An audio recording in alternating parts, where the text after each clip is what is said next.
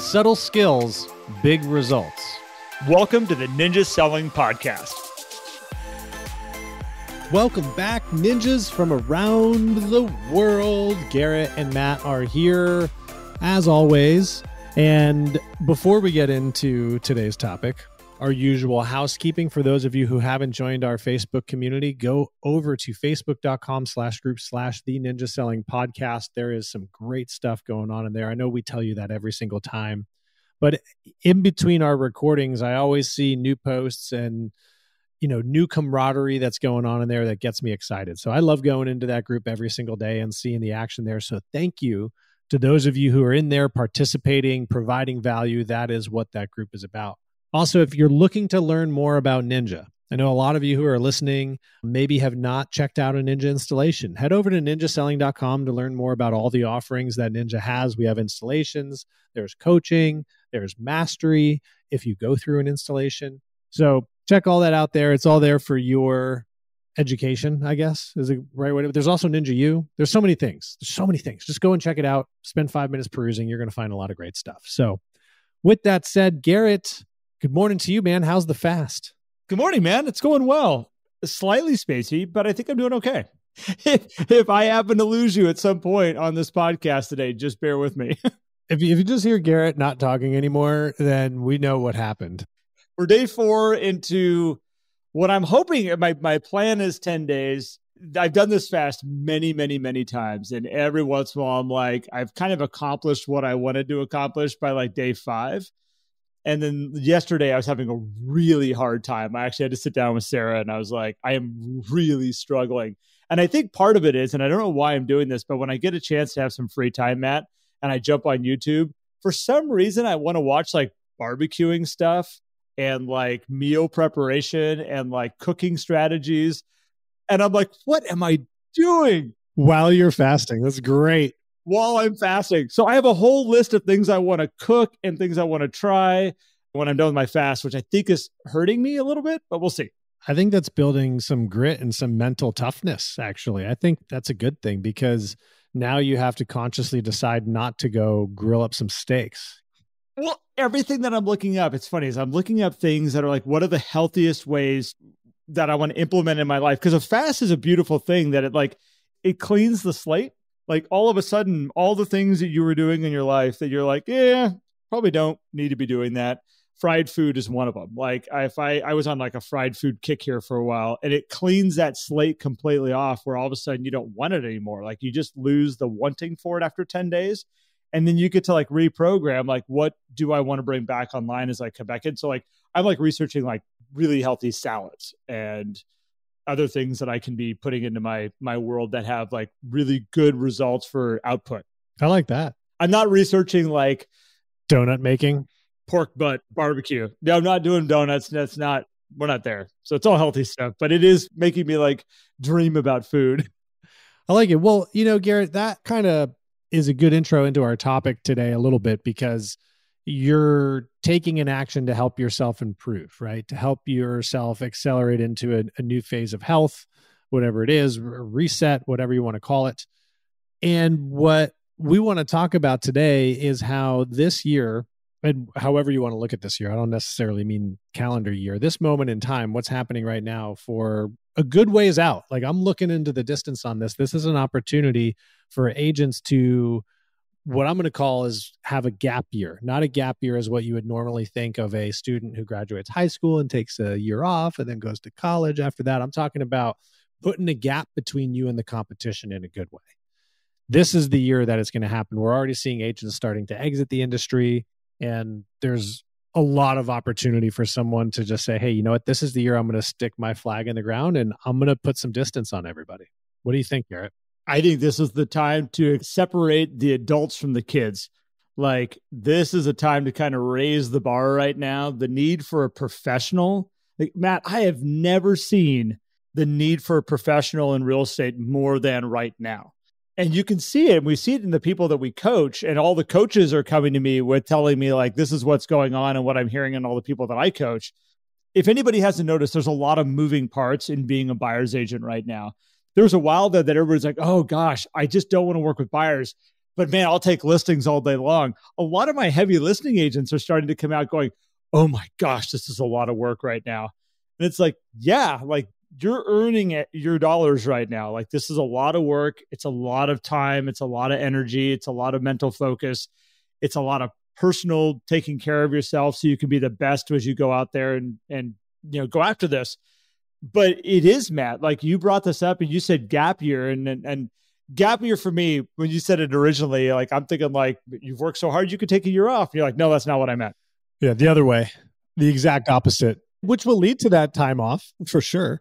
I think you're 100% right that this is an opportunity time right now for those of you that truly want to show up as professionals, to put your flag in the ground, to make a statement that you can be looked at as that agent or those agents in the industry or in your town or in your area that are the best of the best. You know those agents right now that have already established that. You can look in your town, you can look in your office and go, oh, like they're the agent in the office. They're the ones that like everybody looks up to. You have the opportunity right now to be that in the future if you want to show up right now. And I'm not saying you just want that, but there's a reason you earn that. Yeah, I think there's different ways to define this for everyone. And I also think this isn't exclusive to real estate. I think no matter what business that you're in, this is going to be a defining year, right? Here's a concept, okay? A lot of people talk about inventory right now. And everything that I'm hearing is that there is no problem with the flow of inventory in most markets. Your market may be different, so don't come screaming at me. I think I've found like two, and they're like, gotcha. I'm like, yeah, you're the minority. I'm sorry. Thanks. Now let's talk about how you're going to play that. So if the flow of inventory is normal or at a higher rate than it has been, which is what I'm seeing in a lot of places, then we don't have an inventory problem. What nobody wants to look at is we have an outrageous demand surge that's just been going on, right? And now they're all playing this magnet ball. I think we talked about that before. All of these millions of buyers that are out there in the playing field right now are like, ooh, new listing, everybody over there. Ooh, new listing, everybody over there. Which, if your listing doesn't shine, is going to be missed because they're going to go after the shiniest object at the time. I'm seeing this in my neighborhood. Somebody put their house on the market and in 1 week, there's a massive price drop. And I can tell it's because they listed with somebody who's not, I won't call anybody out, but I mean, come on. The first photo, I'm just like, what is this? Like, this is a beautiful home that should sell for a good amount of money, and it's being marketed in a subpar way, right? And so when people say, oh, the buyers are so hard, so if you're working your listings the right way, like they should, but they can easily get missed. And so we don't really have an inventory problem. We have a massive amount of demand, which means that, yes, as you said it, Garrett, you're going to have to put in some work, but you can still use systems to your advantage that are going to help you put distance on everybody. So you're like, well, I guess I just got to put my head down and grind it out. That's an option. I think you can be the grinder, right, Garrett? But there's other ways too. Well, I think, at the end of the day, the thing that separates, we'll put this gap down, is results. And if you can produce consistent results for your people, so like, again, in the buyer's agent arena right now, I have some agents that are just crushing it working with buyers. And one of the things I always say to them is, are you documenting your results with your buyers? How many homes you take them out and show them? How many offers you write before you get a deal under contract? And then what's the success rate of actually getting from contract to closing? If you know those stats and you know that information, and by the way, a lot of you, your stats are better than the majority out there. Anybody who's listening right now, because there's a lot of agents that aren't taking the time to better themselves or educate themselves and grow, and they're out there getting their butts kicked right now. So if you can document some of that and show those results, all of a sudden you become a high value piece in the industry. Same thing with listings right now. When the marketplace says, oh my gosh, everything's selling, you just put on the market and you're going to get multiple offers, it's going to go for over asking price. We all know that's not true. Like, yes, it happens a lot, but Matt, you take your situation down the street from you, and it's very easy to put something on the market right now and have it sit. It's very easy to misrepresent a property, and all of a sudden they're like, well, I don't understand why it's not selling. And I would say probably weekly, I'll have an agent that says, I don't get it. I put a property on the market and it doesn't make sense. It's not selling. And in this marketplace, it just means you miss something. Now, some agents will just wait it out. Some agents will make corrections very quickly once they realize what's happened. But all this goes down into what are the results that you're producing for people, testimonials that you can gather from people that are working with you right now. All these aspects are ways that you can just separate yourself from the rest of the pack. Because there's a lot of people that aren't able to get those results right now. Yeah. And I think it comes down a lot to your processes and what you're willing to invest in your own business when working with clients. Not necessarily dollars, could be, but also a little bit of time in the forefront, right? Because take this listing. I know that what happened here is it was just popped on the MLS. That was it. Nothing else. Okay, well, there's not a lot of time being invested in outreach. There's no time being invested in connecting. I mean, there's a lot of buyers looking to move into this neighborhood, as with every neighborhood. They should have had plenty of showings, regardless of the price, lined up, just ready to go. So if you are looking at your own processes and asking yourself, okay, I want to produce results. I'm just going to start trying to show more property, slow down for a second and take a moment, because I think what will create the gap is better processes, which are good for you too. Take this as an example, Garrett. And I know I just keep throwing out random stories, but working for me right now, by the way. I'm keeping up with you. Keep going. So I have a client who's working on becoming a better listing agent. You know, he's already a great listing agent, but he said, I really want to perfect my skills in this. And one thing that he's doing is everyone is doing these deadlines on Sunday and Monday mornings, which, by the way, please stop doing that. Sunday night, I just heard a Sunday at 10 p.m. was the deadline to have offers in. I'm like, what are we doing to each other? Like, will you please stop? Yeah. First of all, stop that. Second of all, so what he's doing is he's pushing his deadline to Tuesday, right? And he said the best part is he's picking up buyers who missed out on a property over the weekend. They got the deadline on Sunday, missed that one, and then they're coming into his property and submitting even better offers. That's smart. So his process is creating results. And so those are the types of things, like, you got to really think broadly and objectively about your processes and say, hey, where can I make little tweaks that can provide some value that maybe other people aren't thinking of, that aren't the common things? Because I think as realtors, we get trapped in two things: distraction from what the discounters, and I'm using air quotes, do, and then distractions from what, quote, everybody does, right? Well, that's the way it's done. That's what's going to leave you in the pack. If you want to get out front, you got to do things a little bit differently, and you have to be able to see those things. So this brings me into right now, because things are changing so fast, like, you need to be, just like your gentleman you just shared, you need to be adapt to changing very quickly, and not changing complete overhaul of your business. But I do think you need to be able to adapt quickly to small changes. One of my favorite sayings is, those that are unable to change are perfectly adapted to a world that no longer exists anymore.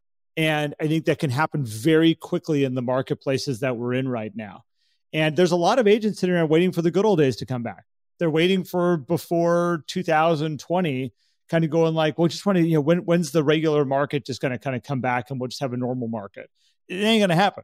Like, I've never seen a marketplace that exactly looks like the market before it. It's going to adapt. It's going to be something different. It's going to move forward. And this is a time right now that if you can adapt, if you can change and adjust, there's great opportunities. You were talking about processes, Matt. I keep going back to the ones that are having the biggest successes with working with buyers and sellers right now are taking a lot of time on the upfront. They have a process of how they bring a buyer in and how they work with that buyer so they can go out and be successful. They have a process with the sellers so that they can get them on the right page. They understand what this marketplace is like. They understand what they're getting into. They understand the seller's goals. Because I'm not finding all sellers out there right now are just going like, let's get the most money possible. Some of them are like, this is my chance to sell and not have a whole bunch of people come through my house. And there's people saying, oh, they're leaving money on the table. They don't care, by the way. They're happy to be moving along. They're taking their family. They have young children. Maybe they didn't want a whole bunch of people through the house. They're getting their house sold and they're moving along. The upfront time frame of working with people is so incredibly powerful. And I think coming out of this time, as we're talking about this gap year again, and having that ability of pulling away from the pack, like in a really positive way, that up front time. Okay, now hold on. That's the fast coming out. That's the fast. That upfront time is where you're going to see, I think, the separation of people that are having the results that are going to make them stand out from the rest of the pack, which is really difficult in a market that's like, go, go, go, go, go. Like faster, faster, faster. We got to be faster. We got to get to that home before everybody else. The ones that are not skilled are the ones that are running out the door to go see that house. The ones that are skilled, they're going to pull away, are the ones that are slowing things down up front. Yeah, we might miss that house, by the way, but we're going to be so prepared for the next one coming on that we're going to get it when it shows up. If you use the process, you won't miss anything. That's the whole point of the process, is so that you don't miss out on anything, which is one of the biggest fears that buyers have, particularly in this market. But wait, I have to back up for a second. I'm sorry to interrupt you. When I say miss something, and this is why you can say you won't miss it, because if we ran out the door to that house that you're in love with right now, and you fell in love with it being in the house and you weren't prepared to buy it, you're going to miss that house that way, by the way. And if you miss it because we never get a chance to see it and somebody else buys it, guess what? You're going to miss that one, which, by the way, you missed 10 that happened last week. That probably would have been great houses also. Yeah, by the way, let's take a look at what's currently under contract. All of those, yeah, we missed those too. So when we say you're not going to miss it, you're not going to miss the ones that you're prepared to be a buyer for. Yeah, that makes perfect sense. And I think that's an important part and something that agents get stuck in. And I've heard this, oh man, I can't even, if I had $1 for how many times I heard this in this year, maybe we wouldn't be doing the podcast. We'd still be doing the podcast. We'd be doing more podcasts, actually, because people are saying, how do I get my buyer or my seller to do X? And that is the wrong frame of mind. Like, if you want to put some distance on, we have to disconnect from getting people to do something and ask them what they want to do. That's where what you were saying, when sellers are, let's say a seller selling to an open door, right? People are like, well, why? Like, that's unfair. Why is it unfair? Now, if there's, I know people will be like, well, let me tell you about this, this, and this. I understand. Point is, ask the questions so you know what the sellers want, so you can help them achieve that, because they're going to make the best decision for them based on the information they have at the time. Think about every situation that you're in. You make the best decision that you can based on the information you have at the time. So if they want to sell quickly, they're going to do it. People in general are smart. And if they have the appropriate information in front of them, they will make good decisions. You know, that's a good point. I think as realtors, as a community, there's too many people who think that buyers and sellers are dumb and that the realtor has to come in and save the day. And that's the wrong approach. That's the wrong mindset to have. There's value that you bring, yes, but that doesn't mean that the clients are dumb. No. And all the ninjas, they don't act that way. So we're probably preaching to the choir here. Preaching to the wrong group. All right, sorry. Move along. I interrupted you. I don't know if you remember what you were going to say, but I totally interrupted you. That was it, with the thought process of getting their clients to do something. The more questions you ask, the better prepared you're going to be, the better you're going to have a strategy, the better your process is going to flow, and the better results you're going to have. I think there's one final component to this too, Garrett, to create a gap year, a real gap year, and that's energy. We talk a lot about energy. So I think the energy of the realtor matters and the energy of the clients matter. And those are conversations that should be had. As maybe as strange as it might be to talk to a buyer or a seller about their energy, I think that's a conversation that needs to be weaved in, because what I'm seeing is the buyers that are winning offers, when I'm hearing the stories, happen to be clients that are optimistic. If they miss something, they're okay with it. They're doing the things that it takes. They're not going into a situation and going, well, Garrett, I hear what you're saying. I see what you're showing me in the market. I'd still like to offer below asking for this, right? Because their mindset is, I don't want to overpay. And so we have to be careful about our language and structure positive energy and build it into our processes, because that's going to breathe life into this process, which is going to create results. I think that's a huge piece. Garrett, what have you seen agents do to bring that into their game? Well, I think a lot of it is communication, up front. Now, so you brought two things here. You brought like processes of like helping them with the words they're using and things like that. And then there's just downright energy. So there's two things I want to address here. One is like, first off, is agents' energy. I am watching this get taxed right now for a lot of agents out there because they're not slowing down, taking care of themselves, the machine that actually makes this whole thing work. No matter how crazy busy it is, no matter what you got going on, you need to be able to walk away and take care of yourself. Even if it's a little recharge here every day where you get to go for a walk, even if it's some powerful reading you get to do, if it's some meditation, get away, do some yoga, whatever it is, take care of yourself. The better your mindset is, the better your buyers and sellers are going to be able to be out there because you can be better for them. When it comes to mindset of the buyers and sellers, and I think I may have mentioned this on a past podcast, but it's an interesting thing I just watched with my friend who's buying a house down in Nashville. And he said to me, I got to get into the mindset that it's okay for me to overpay for a house. And he's missed out on a lot of homes. Like he's got his butt kicked over and over and over again.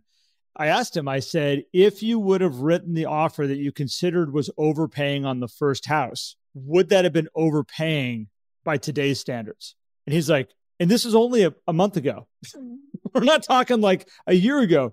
He goes, oh man, I would have taken that for a heartbeat at what they actually ended up selling it for that I was assuming was overpaying. I would have placed that offer in a heartbeat for what we're having to make offers for now and the type of houses we're trying to buy.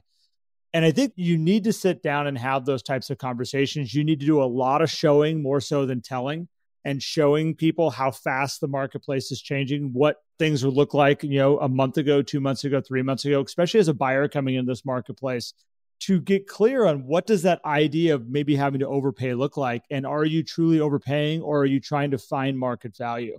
I think most buyers right now are not overpaying. They're desperately trying to find where market value is in a very fast moving marketplace. And that's a misunderstanding that a lot of people can beat themselves up over overpaying and celebrate when they figure out that, hey, we figured out market value. And then you have these people that felt like they overpaid or got into these homes, and 4 months later, they're like, wait, I have how much equity in this thing already? Yeah, and it happens that fast. Seeing some crazy equity growth just in this first quarter in certain neighborhoods around the U.S. I mean, I heard a story of one where in 1 month, this was a high 300,000 range neighborhood.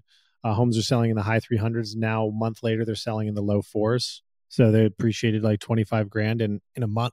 And Matt, as a teaser here for a potential podcast that might happen, I am starting to see some signs out there, some little things in some marketplaces that are markets that I pay attention to. And if I continue to see the pattern, because it doesn't always progress. Sometimes the signs will show up in these certain marketplaces and I'm like, like that's my market to pay attention to. And if it progresses to other markets, I'm always like, and here we go. Like this is a shift. It's happened a couple times in the last year where I've seen the little glimpses of like a shift maybe starting to happen and then it went away. I'm starting to see that again a little bit. And I'm very curious right now with my other following markets, what I'm going to watch and what we're going to see. And if I do see it, believe me, you're going to hear it on the podcast. We're going to talk about it. But the only reason I share that is because we're talking about this appreciation and that comfort level of being like, look at all this appreciation these guys have had. Like, don't ever put somebody into a home going like, oh yeah, and you're going to see all this appreciation too, because we don't know what the future holds. We don't know what's going to happen. We don't know how this marketplace is going to shift and change. And there's a lot of interesting changes and shifts, whether it's not just in a slowing market, but just in a dividing market right now, from upper end price ranges to lower range price ranges, and how the marketplace is going to handle things differently coming up. I'm watching a lot of fascinating things that make me love what I do, because I get to like sit around and analyze this stuff all day long. Oh man, Garrett, you're teasing us. Well, we'll have to see what transpires there. I think there's a lot of things to read about in the market. And I think, and this is also where if you want to put your gap in, if you want to put distance between the competition, it's important to pay attention to things like that, but do not let that drive your scarcity monster or anything else really. Keep doing what you're doing, because no matter what the market does, you are valuable, you are needed. And whenever there is uncertainty, whenever you have a lot of people saying, man, there's just so much going on in the world, which there is, I get it. That's the time to put distance, whether you're a real estate agent, an insurance agent, a restaurateur, CEO of a financial firm, whatever it is, now is the time. This is going to be a great year. It's going to be fun to see what everybody's doing a year from now and kind of where people are in their careers and professions. Hey, Matt, let me clarify with what I was just kind of teasing everybody with there. I'm not saying that like real estate's going to stop or we're not going to have any sales or like, I'm not saying that in any way, shape or form. What I am saying is that if change continues to happen here, which change is going to continue to happen, what we do know is that people will always need to buy and sell because of babies and marriage and divorce and job promotion and job demotion. And there's so many factors that a realtor, no matter what the marketplace is doing, is going to be needed. I just see the marketplace just maybe going to make a little bit of an adjustment that's going to look a little bit different than what we've been dealing with here for a while, which I don't know. I'm kind of excited about it. I need to change the scenery, by the way, just a little bit, a little change of scenery. Oh, man. Well, it'll be interesting. So there it is. I also want to add into this, showing is better than telling. So when we talk about the people that are going to make this gap happen, are going to separate themselves from, and I'm just going to say from the kids and the adults, when you're going down this path, don't tell people how great you are. Don't tell people the results that you've been able to give. You need to show them. You need to have stuff that shows you and how you compare to the rest of the marketplace. And basically so they can see like, well, the average agent writes this many contracts. This is how many like I can get this process done in for you. The average agent has to show this many homes before they find the person in the right house. I have a process that'll actually get it done faster. We need to be able to show those results, and it takes time and energy on your part to go gather that information. But if you have that, that's the stuff that's going to separate you from the rest of the pack out here, right? At least one of the factors. Yeah, no doubt, man. So let's look at this, guys. Take a moment, take a breath, look for those opportunities and lean into your processes and put some distance on everybody. That's what I'm planning on doing, Garrett. I know that's what you're planning on doing. We can all do it together and we can ride in a gap pack together. Kind of like if y'all have watched cycling, if you watch the Tour de France, it would be like the breakaway group out front, only we stay away. The peloton's not going to catch us. So let's do it, man. So with that being said, Matt, great topic today. Thank you so much for bringing this one to the table. Awesome as always. And to everybody out there who's listening, thank you so much. We appreciate you tons. If you want to know more about Ninja Selling, upcoming installations, if you want to take your education level with Ninja to the next level and you haven't done one yet, go check that out at ninjaselling.com. Also, if you're interested in coaching, go check out Ninja Coaching through the Ninja Selling site. You can go to ninjaselling.com and you'll find us under Implementing the Systems. And again, I look forward to hearing from you all. I appreciate everybody. Thank you for listening. We continue to enjoy doing this, and we'll be back very soon. Thanks, everyone. Yes, we will. Thanks, everybody. If you enjoyed today's episode and would like more, visit us at theninjasellingpodcast.com. There you will also find links for more information about Ninja Selling and coaching. Have an incredible day.